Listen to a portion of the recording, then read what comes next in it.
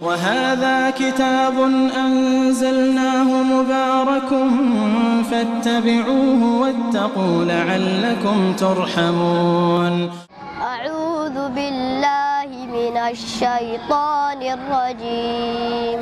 يا أيها الذين آمنوا هل أدلكم على تجارة تنجيكم من عذاب أليم تؤمنون بالله ورسوله وتجاهدون في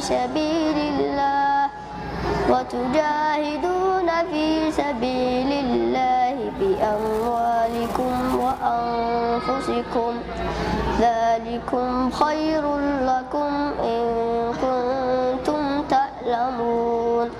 يغفر لكم ذنوبكم ويدخلكم جنات تجري من تحتها الأنهار ومساكن طيبة في جنات عدن ذلك الفوز العظيم. ونسعد قلب محزون بغير الله